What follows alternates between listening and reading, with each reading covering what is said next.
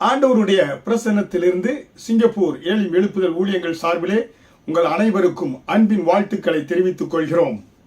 இந்த தொடர் போதனையிலே பயம் என பல விதங்களிலே விசுவாசிகளுக்கு வருகிறது. அந்த பயத்தை நாம் எப்படி மேற்கொள்வது என்பதை குறித்து தொடர் போதனையாக உங்களோடு பகிர்ந்து கொண்டு வருகிறேன். தாவீது என்ன சொல்கிறார்? சங்கீதம் 56வது அதிகாரம் வசனம் 3, நான் பயப்படுகிற நாளிலே உம்மை நம்புவேன். பாருங்க, பயம் ஒரு தீய சக்தி. பயத்தை பிசாசானவன் கொண்டு வருகிறான். பயப்படுகிற நேரத்திலே நம்முடைய சிந்தனை மழுங்கடிக்கப்படக்கூடியதாக இருக்கிறது. பயப்படுகிற நேரத்திலே நாம் சிந்தனை செயல்பட விடாத வெற்றியை நோக்கி முன்னேறி செல்ல விடாதபடி சிந்தனையை பிசாசானவன் தடுக்கிறான், சிந்திக்க விடாதபடி. அதனால் ஒவ்வொரு தேவனுடைய பிள்ளைகளும் இந்த பயத்தை மேற்கொண்டு வெற்றி வாழ்க்கை வாழ வேண்டும் என்று தேவன் பிரியப்படுகிறார். ஹல்லேலூயா. அதனாலே இந்த நாளில் கூட பயத்தை நாம் கொண்டு வரக்கூடிய காரியம் என்ன? பிசாசா நீங்க பயப்படக்கூடாது. வேத வசனம் சொல்கிறது, லூக்கா 10வது அதிகாரம் வசனம் 19, இதோ சர்ப்பங்களையும் தேள்களையும் மிதிக்கவும் சத்துருடைய சகல வல்லமையை மேற்கொள்ளவும் உங்களுக்கு அதிகாரம் கொடுக்கிறேன், ஒன்று உங்களை சேதப்படுத்த மாட்டாது. தேவன் நமக்கு அதிகாரத்தை கொடுக்கிறார். ஒவ்வொரு தேவனுடைய பிள்ளைகளும் உங்களுடைய அதிகாரத்தை நீங்கள் தெரிந்து கொள்ள வேண்டும். உங்களுக்கு கொடுக்கப்பட்ட அதிகாரத்தை, தி பிலீவர்ஸ் அத்தாரிட்டி, வேதம் உங்களுக்கு கொடுத்திருக்கிற அந்த அதிகாரம் என்ன? சர்ப்பங்களையும் தேள்களையும் மிதிக்கவும் சத்துருடைய சகல வல்லமையை மேற்கொள்ளவும் உங்களுக்கு அதிகாரம் கொடுக்கிறேன், ஒன்று உங்களை சேதப்படுத்த மாட்டாது. ஹல்லேலூயா. ஆண்டவர் நமக்கு கொடுக்கக்கூடிய அதிகாரம் ஒன்றும் நம்மை சேதப்படுத்தாது. ஹல்லேலூயா. அதனாலே ஒவ்வொரு தேவனுடைய பிள்ளைகளும் நாம் யார், நமக்கு என்ன கொடுக்கப்பட்டிருக்கிறது, நம்மால் என்ன செய்ய முடியும் என்பதை நீங்கள் தெரிந்து கொள்ள வேண்டும். ரட்சிக்கப்பட்ட ஒவ்வொரு தேவனுடைய பிள்ளையும் கிறிஸ்துவுக்குள் நாம் யார், நமக்கு என்ன கொடுக்கப்பட்டிருக்கிறது, நம்மால் என்ன செய்ய முடியும் என்பதை நீங்கள் தெரிந்து கொண்டீர்கள் என்றால் இந்த பூமிக்குரிய வாழ்க்கையிலே நாம் எதற்கும் பயப்பட தேவையில்லை. பயத்தை மேற்கொண்டு ஒரு வெற்றி வாழ்க்கை வாழ முடியும். ஹல்லேலூயா. எதற்கெடுத்தாலும் சிலர் பிசாசை கண்டு பயம் என இந்த பயன்படுத்தி இந்த பயத்தை சில பார்த்தீங்கன்னா மந்திரவாதிகள், குடுகுடுப்பைக்காரர்கள் தங்களுக்கு சாதகமாக பயன்படுத்தி சில வீடுகளின் மேலே, சில மனிதர்கள் மேலே அவர்களுக்கு என விருப்பமான பணத்தை சுரண்டுவதற்கு ஏற்ற காரியங்களை, தவறான காரியங்களை சொல்லி குடும்பங்களிலே நீங்கள் இரத்த பலி கொடுக்க வேண்டும், இந்த மாந்திரியங்களை செய்ய வேண்டும், இப்படி என்று சொல்லி அவர்களை ஏமாற்றி பணம் பறிப்பார்கள். ஆனால் தேவனுடைய பிள்ளைகளாக இருக்கிற நாம் இந்த பிசாசின் தந்திரங்களை தெரிந்து கொள்ள வேண்டும். புரியுங்களா? சில பாருங்க, மந்திர தகடு கையில கட்டணும், வீட்டு வாசல்ல தொங்க போடணும், ஏன்னா அப்பதான் அந்த பயம் எல்லாம் நீங்க என்று சொல்லுவார்கள். புரியுங்களா? ஆனா அது பார்த்தீங்கன்னாக்க அது நம்மளுக்கு நிரந்தர தீர்வை கொடுப்பது கிடையாது. அது பார்த்தீங்கன்னா அந்த மந்திர தந்திரங்கள்லாம் மேலும் நம்மை பார்த்தீங்கன்னா ஒரு குட்டி சாத்தான் இன்னொரு பெரிய சாத்தான் அமுக்கி, ஏன்னா இன்னும் அதோடு மேலே நமக்கு பிரச்சனை கொடுக்கக்கூடியதாகத்தான் இருக்கும். எப்படி என்றால், நன்றாக ஓடக்கூடிய பாருங்க, ஒரு குதிரை ஓடுகிறது, அந்த குதிரை எப்படியாக ஏன்னா பார்த்தீங்கன்னாக்கா காலில் கயிறை கட்டினா ஓடாதில்ல, அதே போல தான் உங்கள் கையிலையோ காலில் கயிறை கட்டினா உங்கள் வாழ்க்கை, ஏன்னா அது என்ன செய்யப்படுகிறது? சுருக்கப்படுகிறது. நன்றாக ஓட விடாதபடி உங்கள் வாழ்க்கையை அந்த மந்திரங்கள் கட்டி போடக்கூடியதாக இருக்கிறது. ஹல்லேலூயா. அதனால்தான் அரண்டவனுக்கு இருண்டதெல்லாம் பேய் என்று சொல்லுவாங்க, மிரண்டு போனவனுக்கு இருண்டதெல்லாம் பேய் என்று சொல்லுவார்கள், ஒரு பழமொழி. அதனாலே நீங்க அரண்டா பிசாசான உங்களை தாக்குவான். அதனாலே சாத்தானை எண்ணி இன்றைக்கு உலகத்தில் இருக்கிற கலங்குகிற மக்கள் ஏராளம். அதனால அநேகர் என்ன செய்யறாங்க? கள்ளத்தீர்க்கதரிசனங்கள் சொல்லி அவர்களுக்கு தேவையான லாபங்களை அந்த மனிதர்கள், அந்த மக்கள் மூலமாக எவ்வளவு சம்பாதிக்க முடியுமோ கள்ளத்தீர்க்கதரிசனம், கள்ள காரியங்களை சொல்றாங்க. புரியுங்களா? ஆனால் நமக்கு வேதம் என்ன சொல்கிறது? எபிரேயர் 1வது அதிகாரம் வசனம் 14, ரட்சிப்பை சுதந்திரிக்கிற போகிற நிமித்தமாக ஊழியம் செய்யும்படிக்கு அவர்கள் எல்லோரும் அனுப்பப்படும் பணிவிடை ஆவிகளாய் இருக்கிறார்கள் அல்லவா? கர்த்தர் நமக்காக தேவதூதர்களை பணிவிடை ஆவிகளாக வைத்திருக்கிறார். நம்ம ஒவ்வொரு ரட்சிக்கப்பட போகக்கூடிய ஒவ்வொரு பிள்ளைகளுக்கும் ஊழியம் செய்யும்படியாய் நமக்கு பரலோகம் பரிசுத்த தேவதூதர்களை வைத்திருக்கிறது என்பதை நாம் அறிந்து கொள்ள வேண்டும். அவர்கள் என்ன செய்வாங்க? சங்கீதம் 91 அதிகாரம் வசனம் 11 படி, உன் வழிகளில் எல்லாம் உன்னை காக்கும்படி உனக்காக தம்முடைய தூதர்களுக்கு கட்டளையிடுவார். வேதவசனம் சொல்லி பாருங்க, வழிகளில் நம்மை காக்கும்படி தேவன் தம்முடைய தூதர்களுக்கு கட்டளையிடக்கூடியவராய் இருக்கிறார். இப்ப இயேசு கிறிஸ்துவை நீ ஏற்றுக்கொள்கின்ற பொழுது, இயேசு கிறிஸ்துவை சொந்த இரட்சகராய் உங்கள் பாவங்களை அறிக்கையிட்டு இயேசுவை சொந்த இரட்சகராய் ஏற்றுக்கொள்கின்ற பொழுது நீங்க கர்த்தருடைய குடும்பத்துக்குள் வந்துடுறீங்க, தேவனுடைய குடும்பத்துக்குள் வந்துடுறீங்க.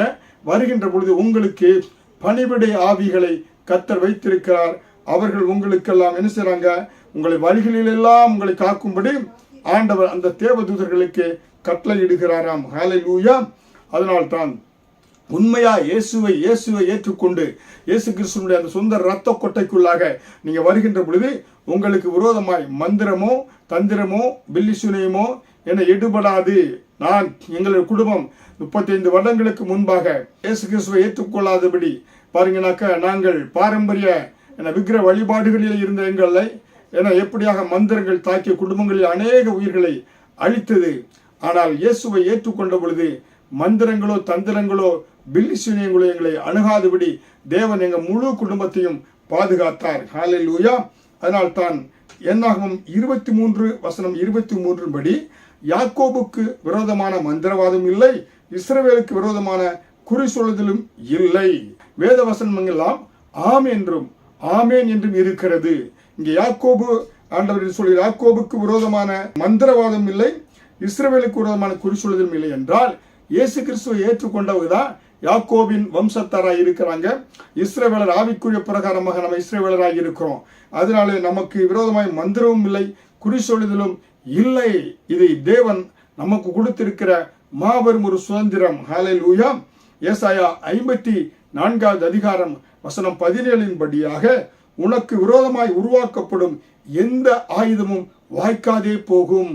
கர்த்தர் நமக்கு ஒரு தண்டாயுதமாக ஒரு சீல்டாக இதை கொடுத்திருக்கிறார். இந்த வாக்கு தத்தத்தை இந்த வார்த்தையை ஆண்டவர் வைத்திருக்கிறார். எனக்கு விரோதமாய் உருவாக்கப்படும் எந்த ஆயுதமும் வாய்க்காதே போகும் என்று நீங்க சொல்ல வேண்டும். ஏசாயா 54:17 படி. ஹல்லேலூயா. அதனால் தான் சாத்தான் தோற்கடிக்கப்பட்டவன். அவனுடைய தலையை கல்வாரி சிலுவையில் இயேசு நசுக்கி இருக்கிறார். ஹல்லேலூயா. நீங்கள் சாத்தான் வருகின்ற பொழுது அப்பாலே போ சாத்தானே என்று சொல்லி பிசாசுகளை நீங்கள் துரத்த வேண்டும். அதனால் தான் சங்கீதம் 91 அதிகாரம் வசனம் 13 படி, சிங்கத்தின் மேலும் விரியன் பாம்பின் மேலும் நீ நடந்து பால சிங்கத்தையும் வலு சிற்பத்தையும் மிதித்து போடுவாய். ஹல்லேலூயா. பயப்படாதீங்க. பயத்தை குறித்து நீ பயப்படக்கூடாது. பிசாசா பில்லி சுனியமா பயப்படக்கூடாது. கர்த்தர் நமக்கு அதிகாரத்தை கொடுத்திருக்கிறார். Believers authority. அந்த அதிகாரத்தை நீங்க என்ன செய்யணும்? பயன்படுத்தணும். ஹல்லேலூயா.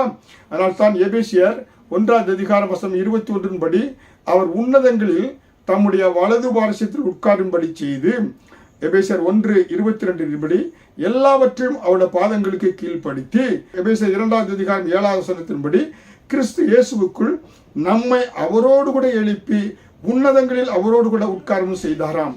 புரியுங்களா? பிதாவானவர் எப்படியே இயேசுவை தம்முடைய வலது பாரசத்தில் உட்கார செய்தாரோ அதே போல கிறிஸ்து நம்மை அவரோடு கூட எழுப்பி உன்னதங்களில் அவரோடு கூட உட்கார செய்தார்.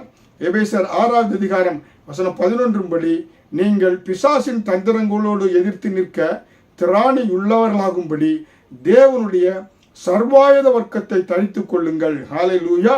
எபேசியர் 6:10 படி, கர்த்தரிலும் அவருடைய சத்துவத்தின் வல்லமையிலும் பலப்படுங்க. ஹல்லேலூயா. கர்த்தரில் அவருடைய சத்துவத்தின் வல்லமையிலும் நம்ம என்ன செய்யணும்? பலப்பட வேண்டும்.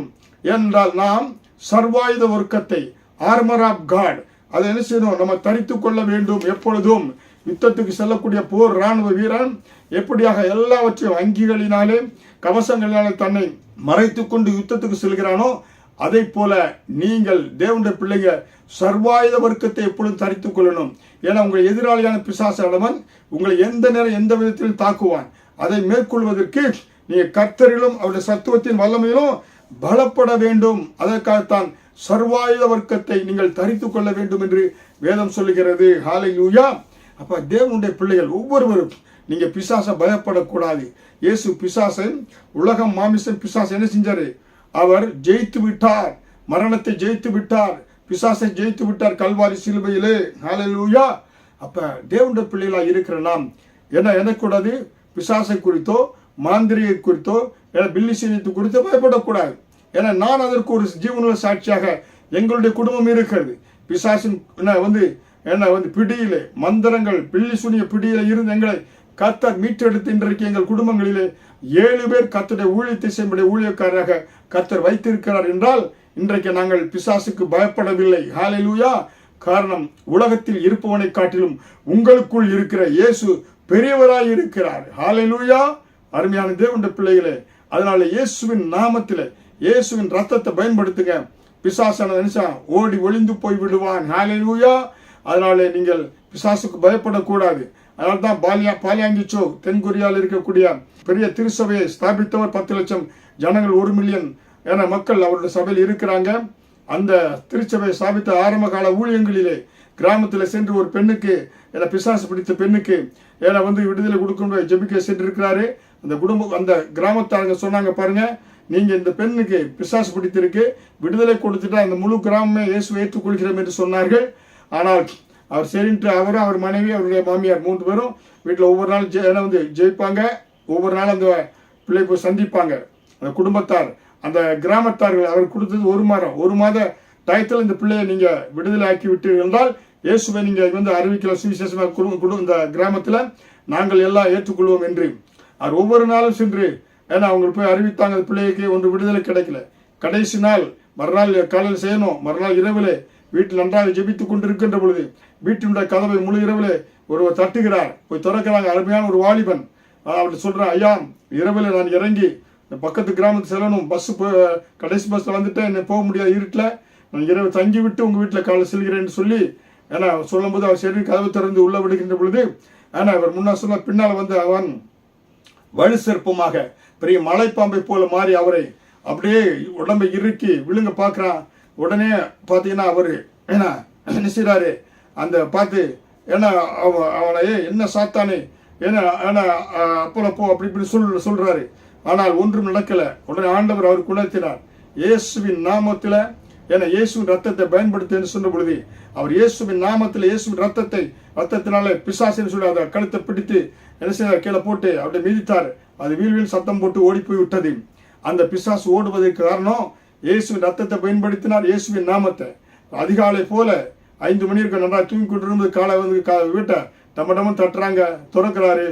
அப்பொழுது அந்த பெண்மணி, ஐயா, அந்த நடு இரவுல எனக்கு இருந்த அந்த வலு சர்ப்பத்தின் ஆவி போய்விட்டது, நான் முழுவதும் விடுதலை பெற்றுக் கொண்டேன் என்று சொல்லி முழு கிராம மக்களும் கூட வந்திருந்தாங்க. அன்றைக்கு அந்த முழு கிராமம் இயேசுவை ஏற்றுக்கொண்டாங்க. முழு விடுதலை கர்த்தர் கொடுத்தது காரணம் அந்த பிசாசின் மேலே வெற்றியை கொடுத்தது இயேசுவின் நாமம், இயேசுவின் ரத்தம். ஹல்லேலூயா. அதனால அருமையான தேவனுடைய பிள்ளைகளே, இயேசுவின் நாமத்தில் இயேசுவின் ரத்தத்தில் நீங்க பிசாசை மேற்கொள்ள முடியும். அதனால்தான் வேதவசனம் நமக்கு இது சர்ப்பங்களையும் தேள்களையும் மிதிக்கும் சத்துருடைய சகல வல்ல மேற்கொள்ளவும் உங்களுக்கு அதிகாரம் கொடுக்கிறேன், ஒன்றும் உங்களை சேதப்படுத்தாது என்று சொல்கிறார். ஹல்லேலூயா. நம்புங்க இந்த வார்த்தைகள் விசுவாசமாய், கர்த்தருடைய வேத வசனங்களை விசுவாசமாய் நீ நம்புகின்ற பொழுது நீ சிங்கத்தின் மேலும் வீரிய பாம்பின் மேலும் நடந்து பாலசிங்கத்தையும் வலு சர்ப்பத்தையும் மிதித்து போடுவாய். அப்படிப்பட்ட அதிகாரத்தை கர்த்தர் நமக்கு கொடுத்திருக்கிறார். ஹல்லேலூயா. அருமையான தேவனுடைய பிள்ளைகளே, அதனாலே நீங்க என்ன செய்யக்கூடாது, பிசாசுக்கு நீங்க பயப்படக்கூடாது. பயப்படுற நேரத்தில் உங்களுடைய மனசாட்சி மழுங்கடித்து போவதற்கு இடம் கொடுத்து விடக்கூடாது. சிந்தனையை சிந்திக்க விடாமல் தடுக்கிற காரியத்தை இயேசுவின் நாமத்தில் இயேசுவின் ரத்தத்தினால அப்பாலே போ சாத்தானே கொண்டு வருகிற எல்லா காரியங்களும் நீங்க விரட்ட வேண்டும், அதிகாரத்தை பயன்படுத்த வேண்டும். ஹல்லேலூயா. அடுத்ததாக நீங்க என்ன செய்யனாக்கா, வியாதி உங்களுக்கு பயத்தை கொண்டு வரும். ஒரு சின்ன கட்டி வந்தால் இது கேன்சர் கட்டியா என்று பயப்படுவீங்க அநேகர். ஹல்லேலூயா. சின்ன வியாதி வந்தால் ஐயோ இது ஹார்ட் அட்டாக்கா, ஏன்னா இது நெஞ்சு வலியா, என்ன, இப்படி பல காரியங்கள் சிந்தனைகளில் எண்ணங்களிலே ஓடும். ஆனால் ஏசாயா 53:5 அவருடைய தழும்புகளால் குணமாகிறோம் என்று ஆண்டவர் சொல்கிறார். ஹல்லேலூயா. வேதவசனம் சொல்கிறது இயேசுவின் தழும்புகளால் நீங்க குணமாகிறீங்க. ஹல்லேலூயா. அதனால் தான் ஒரு மனிதன் வியாதியை நினைக்கின்ற பொழுது மனுஷன் பயப்படுகிறான். நோய் கிருமிகள் வருகின்ற பொழுது அவன் பயப்படுகிறான்.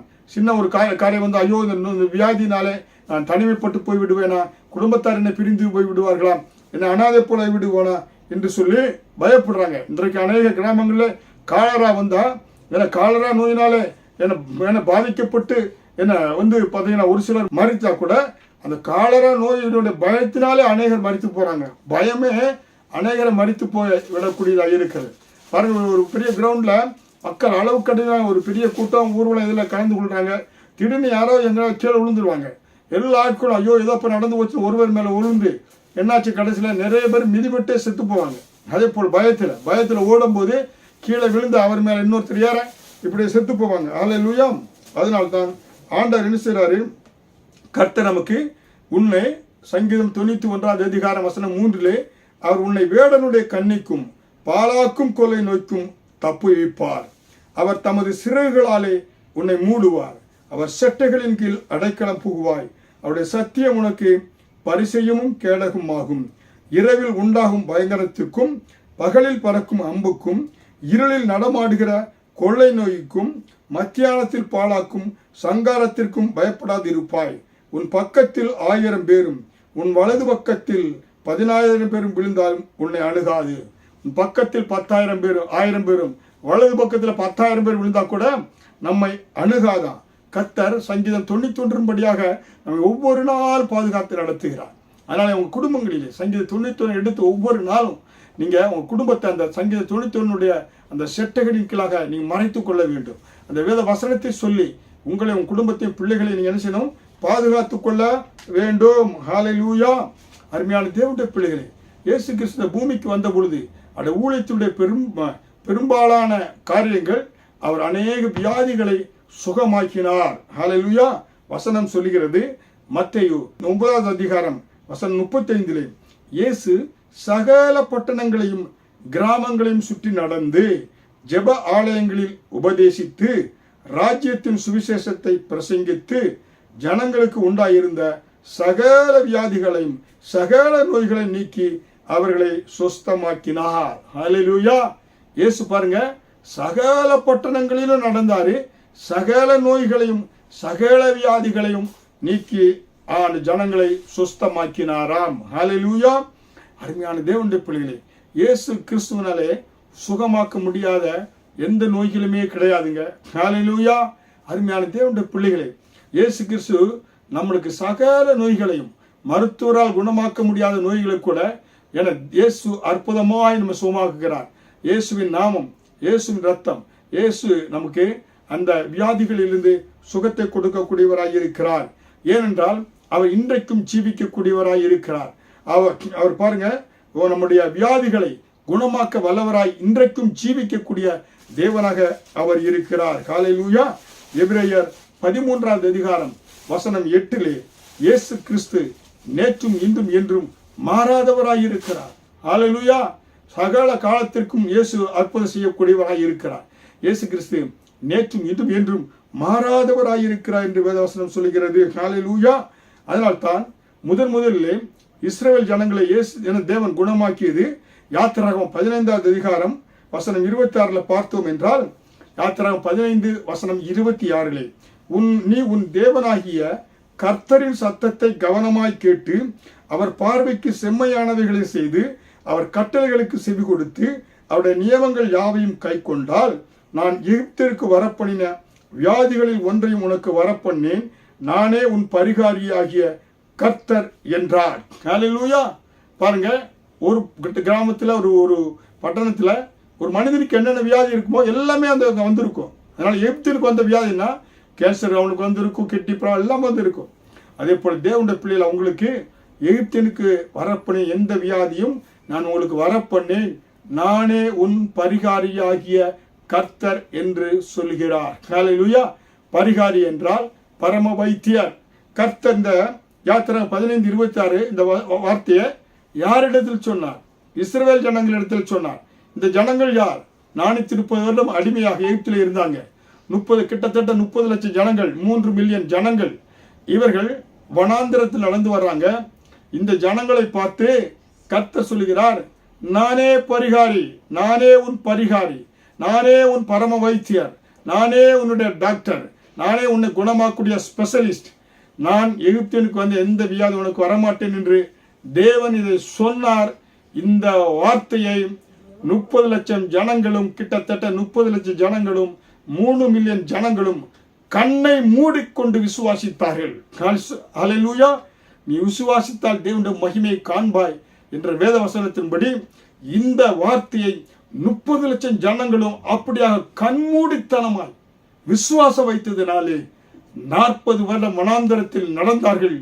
உங்கள் கோத்திரங்களில் ஒருவன் கூட பலவீனப்பட்டவன் இல்லை என்று ஆண்டவர் சொன்னார். பாருங்க, ஒரு நிமிடத்திற்கு முன்பாக பிறந்த குழந்தை முதல் கொண்டு கூட 120 வயது தாத்தா வர ஒருவர் கூட கோத்திரங்களில் யாருக்கும் என்ன கிட்னி ப்ராப்ளமோ, கேன்சர் ப்ராப்ளமோ, ஹார்ட் அட்டாக்கோ, தலைவலியோ, எந்த வியாதியும் வரவில்லை. காரணம், கர்த்தர் சொன்னார், நானே உன் பரிகாரி.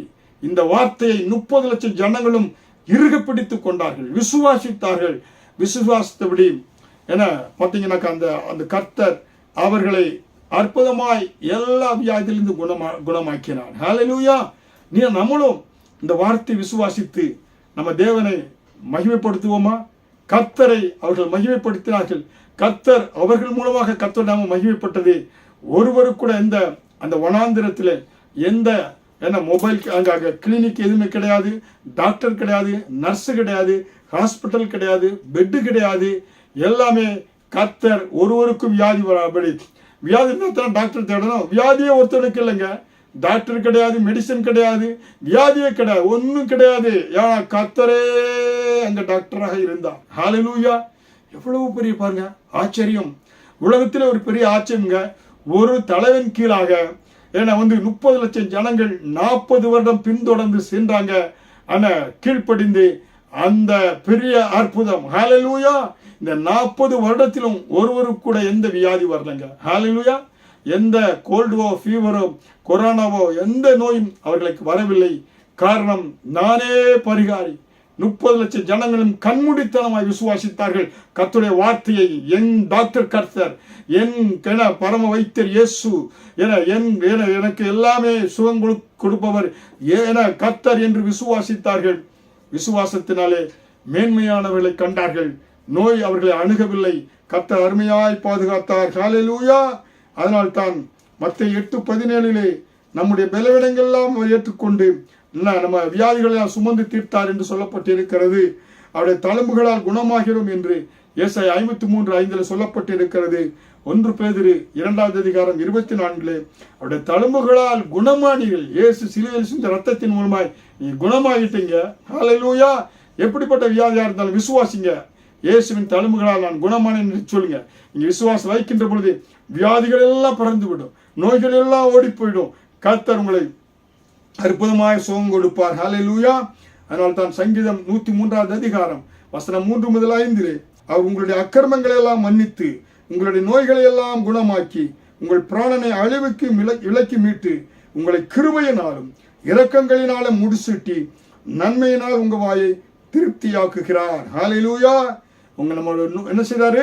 அக்கிரமங்கள் எல்லாம் மன்னித்து, வியாதி அக்கிரமத்துவம் வந்திருக்கலாம், அந்த அக்கிரமத்தை முதல்ல மன்னிக்கிறாரு. வியாதிகளை எல்லாம் ஆண்டவர் நீ குணமாக்கி உங்கள் பிராணனை அழிவுக்கு மீட்டு உங்களை கிருபையினாலும் இரக்கங்களினாலும் முடிசூட்டி நன்மையினால் உங்கள் வாயை திருப்தியாக்குகிறார். ஹல்லேலூயா. அருமையான தேவனுடைய பிள்ளைகளை, நீங்க இன்றைக்கு வியாதியை குறித்து பயப்படாதீங்க, எந்த பிரச்சனை குறித்து பயப்படாதீங்க. தேவனுடைய பிள்ளைகளே, விசுவாசம் உள்ள ஜெபம் பிணியாளை ரட்சிக்கும், கர்த்தர் அவனை எழுப்புவார் என்று யாக்கோபு 5:15 பார்க்கிறோம். இன்றைக்கு யார் யார் வியாதியோடு இருக்கீங்க, உங்களுக்கு விசுவாசத்தோடு நாங்கள் ஜெபிக்க போறோம். ஹல்லேலூயா. கர்த்தர் இப்பொழுது அற்புதമായ சுகத்தை கொடுக்க போறாரு. ஹல்லேலூயா. இப்பொழுது நீங்க விசுவாசத்தோடு யாராருக்கு வியாதி இருக்கோ அவங்க மேல கைகளை வைக்கலாம். கைகளை வைக்கின்ற பொழுது இயேசு கிறிஸ்து சுகமளிக்கும் வல்லமை கடந்து வருகிறது. ஹல்லேலூயா. அருமையான தேவனுடைய பிள்ளைகளை, செய்தியை கேட்டுக்கொண்ட ஒவ்வொரு தேவனுடைய பிள்ளைகளுக்காய், விசேஷமாய் வியாதியோடு இருக்கிற பிள்ளைகளுக்காய் ஜெபிக்கிறேன். பரமண்டலத்தில் எங்கள் பிதாவே, இயேசு தெய்வமே, இந்த செய்தியின் மூலமாய் ஆண்டவரே செய்தியை கேட்டுக்கொண்ட ஒவ்வொரு பிள்ளைகளுக்கும் ஆண்டவரே நான் ஜெபிக்கின்ற பொழுது உம்முடைய அற்புத வல்லமை தொடட்டும், உம்முடைய அதிசய கரங்கள் தொடட்டும். உச்சந்தளம் உள்ளங்கால் வரும் ரத்தத்தை தெளிக்கிறேன் இயேசுவின் நாமத்தில். எல்லா வியாதிகள் நீங்கட்டும் ஆண்டவரே. சரீரத்தில் பலவீனங்களை கொண்டு வருகிற எல்லா ஆண்டவரே, டயபெட்டிஸாக, பிளட் பிரஷராக இருந்தாலும் ஆண்டவரே, கிட்னி ப்ராப்ளமாக இருந்தால், கேன்சர் ப்ராப்ளமாக இருந்தாலும் எல்லாவற்றையும் இயேசுவின் நாமத்தில் அப்பாலே போ என்று ஆண்டவரே நீர் கொடுத்த அதிகாரத்தின்படி அப்பாலே போ என்று நான் அதிகாரத்தை செயல்படுத்துகிறேன் ஆண்டவரே. இயேசுவின் நாமத்தில் அப்பாலே போ என்று ஆண்டவரே இப்பொழுதே ஆண்டவரே நான் கட்டளையிடுகிறேன் ஆண்டவரே. என்னுடைய விசுவாசத்தின்படி, விசுவாசமுள்ள ஜெப பிடியாலை ரட்சிக்கும் என்று சொன்னீரே, இந்த விசுவாசத்தின்படியாய் ஒவ்வொரு பிள்ளைகள் இப்பொழுதே சுகமாக்குவதற்காக நன்றி ஆண்டவரே. விடுதலை கொடுப்பதற்காக நன்றி. இயேசுவின் ரத்தம் உச்சந்தலைமல் உள்ளங்கால் வரை பாய்ந்து ஆண்டவரே ஒவ்வொருவருக்கும் நாடி நரம்புகளிலே இயேசுடைய வல்லமை அக்கினி அபிஷேகம் பாய்ந்து ஒவ்வொருவரையும் ஆண்டவரை குணப்படுத்துவதற்காக நன்றி. அபிஷேகம் நுகத்தை முறிக்கிறது என்று சொல்கிறேன் ஆண்டவரே. இந்த அபிஷேகம் ஒவ்வொருவருக்கும் பலவீனங்களை ஆண்டவர் நீக்கி போடும். எல்லா ஆண்ட நுகத்தடிகளை முறித்து ஆண்டவரே தலை நிமிர்ந்து நடக்க செய்ய உதவி செய்யும். விடுதலை பெற்றவர்களாய், சுகம் பெற்றவர்களாய் ஒவ்வொருவரையும் மாற்றுவதற்காக நன்றி. ஒவ்வொருவரை தொட்டு ஆசீர்வதித்ததற்காக நன்றி ஆண்டவரே. தொடர்ந்து நீர் காத்துக்கொள்ளும். கொரோனா வியாதிகளுக்கு, விபத்துகளுக்கு ஆண்டவரே, கொள்ளை நோய்களுக்கு ஒவ்வொருவரையும் பாதுகாத்து நீ நடத்துவதற்காக நன்றி. ஜெபத்தை கேட்டு பதில் கொடுத்ததுக்காக நன்றி செலுத்துகிறேன். தொடர்ந்து காத்துக்கொள்ளும், ஆசீர்வதியும். இயேசு கிறிஸ்துவின் மூலம் ஜெபிக்கிறேன் ஜீவனுள்ள நல்ல பிதாவே, ஆமேன். ஆண்டவர் இந்த செய்தி கேட்டுக்கொண்டிருக்கிற ஒவ்வொரு பிள்ளைகளும் தொடர்போதனையாக இருப்பதனாலே தொடர்ச்சி கேளுங்கள். உங்களுக்காக நான் ஜெபிக்கிறோம். நீங்க பெற்ற ஆசீர்வாதங்களை எங்களோடு தொலைக்காட்சியோடு கூட தொடர்பு தெரியப்படுத்துங்கள். நாங்கள் உங்களை மீண்டும் அடுத்த செய்தியிலே சந்திக்கிறேன். ஆமேன்.